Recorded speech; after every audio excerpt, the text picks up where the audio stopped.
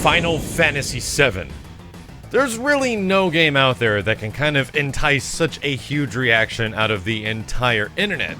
But it managed to happen at the PlayStation Experience, where we got way more than I was anticipating we were going to get in regards to Final Fantasy VII Remake. But with it came a whole bunch of stuff. Some really interesting news in regards to the game's future, how there's going to be more than one game, and a lot of other details. And because of that, I'm going to split a couple of these discussion videos into, I'm going to call them multi-video segments. I'm not going to use the term episodes, but each one of these videos is going to be so dense that the amount of data cannot be held in a single video production. Let's get started. First up, you guys got to see my initial reaction to the trailer, but now we actually get to talk about what the hell was going on. In regards to what we saw, I was not anticipating that we were going to see in-game footage, much less actually watch the gameplay. I thought it was going to be simply another CG trailer of some kind. But holy God, I was shocked. During the actual press conference when we were looking at this thing happening on the live stream, I was assuming that the majority of footage was actually extended CG footage. That the stuff that you saw of Cloud jumping off the train and certain sequences were very obviously not like guided by a HUD and like attack and summon and magic. I thought that stuff was actually mostly movies, but you get a higher definition video and holy mother of God, this is what the game looks like? Absolutely crazy. They are doing a ton of work very fast, and I'm actually more shocked that they are this far in development for Final Fantasy VII than an initial announcement and CG trailer back at E3.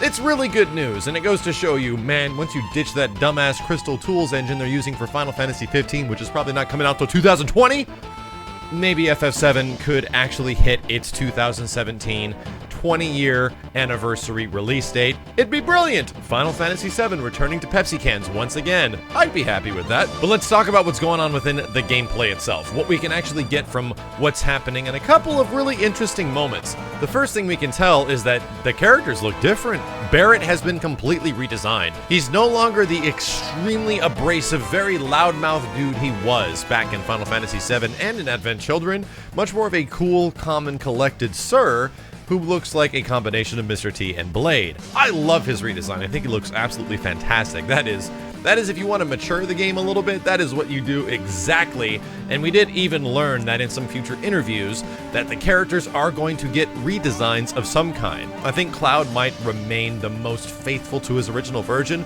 but Biggs, Wedge, and Jesse all look great. They still look very similar to their anime counterparts that they were back in the day, although you never saw those characters really outside of their Popeye arm form. So they're doing a great job. I think they fit in the world very well, and the world, oh my, dude, the world looks ridiculous. Just the fact that we got to see Cloud running down the street, I think they call this 8th Street, which is still in like the lower Midgar area. This is pretty amazing because we actually get to see what the game is going to look like in comparison to other versions of Midgar that have actually been rendered out in previous games. I didn't mind Midgar in a game like Crisis Core. I thought it was kind of cool that you got to run around it, but it seemed to lack a lot of the depth that I really wanted out of it. It's a very simple town in Crisis Core, and it's not a bad thing, but man, here you can actually see it has this very noir feel to it. And it looks like something that's actually tangible. I just hope that if we're seeing streets go left and right, that's a good example that the game isn't going to be ridiculously linear. However, for any of you guys that played Final Fantasy VII, we all know that the entire beginning of Final Fantasy VII, the Midgar portion, is already extremely linear. We'll talk about the Midgar portion a little bit later, because that's going to be a pretty profound thing with Final Fantasy VII Remake. Let's talk about the battle system. Now, what's interesting is that the first reaction, the gut reaction you have, this shit looks like Kingdom Hearts. And I thought the same thing. They're actually going with an action battle system of some kind. It looks like there's reminiscence of the ATB system that you might remember from before. And there's other theories that it's just a really dynamic camera and you're selecting attack and Cloud attacks the whatever enemy you choose. But it turns out this is actually not the case. In a recent interview that took place over Famitsu with both the director and Tetsuya Nomura, they go into a little bit more detail as far as what Final Fantasy VII Remake is going to offer in terms of combat. The one thing they did say is that it's going to be completely different than Crisis Core, where you essentially run around aim your character in a specific direction and then select attack, magic, etc., etc. It's not going to be that. Instead, comparing it something a little bit similar to Dissidia or Kingdom Hearts, or something right in between the two. Now, I don't feel that Dissidia is the greatest example, but there is some things that are already happening in the gameplay right now, which lead me to believe that it's straying a little bit more towards Dissidia and a little bit less towards Kingdom Hearts. But they specifically say it's not Crisis Core, so if you thought it was, it's actually not. It does still remain an action RPG of some kind, which is good because, all things considered, and I wanted to mention this before we go any further, I recently played Final Fantasy VII not that long ago, again. Be it like my 7th or 8th time, I've actually lost count now, and in every single playthrough I've almost done everything. It made me really realize I don't want Final Fantasy VII Remake to be this. And I was thinking this before we saw what FF7 Remake is actually going to be, which is what we saw at PlayStation Experience. I don't want this just to be an HD remake, and I know a lot of people do, and it's totally fine that you do. I know a lot of folks would just prefer to see this game in 1080p with beautiful characters, the exact same camera angles, and everything that is what we know of FF7 just looking a lot better. It's not going to be that. It's actually really not going to be that, especially considering that it's going to be a multi-gamed, tiered style of game that is told across multiple parts now. Even after playing FF7, I'm like, this game is great. I still like it. I still like the story progression. I still like exploring the world. I still like fighting and leveling up and using materia and finding wacky combinations I never did before. That stuff is great. It makes me realize that if you want that out of Final Fantasy VII, there's a great game for you. It's called Final Fantasy VII. And if you're really that riled about getting an HD version of that game, I have more great news for you. The PC version has a ridiculous amount of mods that you can use to upgrade the graphics to make everything look insanely better than it ever looked before. Seriously, go even just check it out. It actually looks freaking fantastic, and I did an entire playthrough of it, and it was really nice seeing the game in a completely different way that I remember playing it back on the PlayStation. But either way, I feel FF7 still remains good to this day, so it shouldn't be that, and I'm really glad to see that it's not.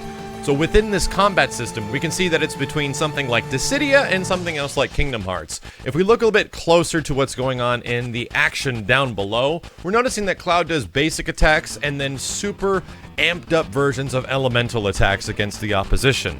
Now, what I like about this is that this reminds me a little bit of Dissidia, where you gotta hit an enemy a whole bunch of times with one specific attack, and then you use a different attack to take away their HP. And it looks like that's what's going on because they mentioned that when the bar goes red or flashes red underneath the character, this isn't the limit bar, this is something related to their ATB system. Cloud seems to be doing special moves at this point only. So I'm assuming that you gotta hit an enemy a whole bunch of times with Cloud with regular attacks to actually amplify the attacks in some way to get more damage, which is a neat dynamic. That makes me feel that there's also going to be something where you have to control the character and run around. It's going to be very action-like. And we did see how the action is much more integrated into the world now. Like those moments where you remember after the first bombing run, when you're running back and trying to regroup with everybody after you split up, you run across a few Shinra soldiers. You can choose to fight them, you can choose not to fight them, you can run away, jump on the train, etc. That's pretty much this sequence, but the way it happens now is nuts. Like, dudes are ambushing you. It actually feels like there's some crazy integrity to the situation because, damn, I'm surrounded. It is a lot different than it was before. And the other amazing thing that they've mentioned is that you're going to have 3 party members once again. And the 3 party members are going to be individually controllable.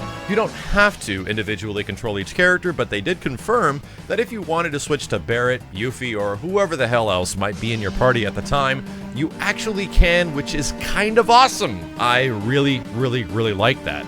We also saw other things that are going to be happening as far as the storytelling in the game and kind of fleshing things out. The guys at Square repeatedly keep saying that they want to make everything kind of more with this game, that the Midgar section is going to be more, and you can kind of tell that within little storytelling sequences that they showed in the trailer, I think for a reason. When Cloud comes across those Shinra soldiers, this doesn't happen in the original Final Fantasy VII, but one of the Shinra soldiers recognizes Cloud because Cloud was a part of Shinra and the soldier program beforehand. So the dude recognizes him in the Japanese version. I think he says like chotomate or something like that, which means wait. But then one of the other guys says like stay right there or hold on in the English version, which is totally different. Because in the Japanese version, it actually looks like, wow, Cloud gets recognized by somebody he knew before, And then he has this crazy weird flashback, like the Genova thing, which like sparks inside him, and then it triggers a battle of some kind right after, which is neat. That actually really like that dynamic, that holy crap, yeah, Cloud's actions that he had in the past are reflecting on the people he's fighting now, and he has to actually combat that within his crazy little head. Very cool. I really like those little touches and moments, and there's a ton of things that they can do like that throughout the rest of the story that was never really fleshed out before. Now, we also got a big look at how the characters are looking, and the big important one is how Cloud looks. And he looks really good. As far as the face, probably one of the best versions of older Cloud that I've ever seen, but he looks skinny, and he looks not like soldier-like. And I hate to call spoilers on that because he was never actually in Soldier. But he looks like he's a dude that has Mako poisoning, because that's exactly what happened to lead him up to this point. Overall, I was absolutely flabbergasted, and the news that came after was the only thing to really upset myself and a lot of people, which was the fact that the game is not going to be one game. Final Fantasy VII is so damn big, according to the developers, that in order to preserve most of it, they're going to have to separate it into segments. And that's what I want to talk about on the next video, because there's a lot to talk about with Final Fantasy VII being a multi-game, or as a lot of publications called, episodic. And there is a big amount of confusion that's been happening lately with understanding FF7 to be an episodic game or a multi game, which is a little bit different if you look at the history of Square Enix and doing episodic or multi-games. Either way, thank you dudes very much for watching. I can't believe what we actually got to see in this freaking trailer. It's way more than I thought we were going to see, as well as it looks a lot better than I thought it was going to look. They're using the Unreal Engine. It's pumping out some crazy visuals. The frame rate clearly has issues during the combat, but that's to be understood with the first gameplay we've actually seen for the game. And it leaves me a small glimmer of hope that if they have done this much this fast, that this game could maybe come out before 2017 or during 2017 for the 20th anniversary, but it's going to be a much different game than we were anticipating, because Final Fantasy VII's story is going to get separated, and like I said, we're going to talk about that in the next video. As always, guys, thank you a ton for watching. Thank you for hanging out. Let me know your impressions from the trailer and the gameplay below, and stay tuned. We're going to talk about Final Fantasy VII being a multi-tiered episodic game next time.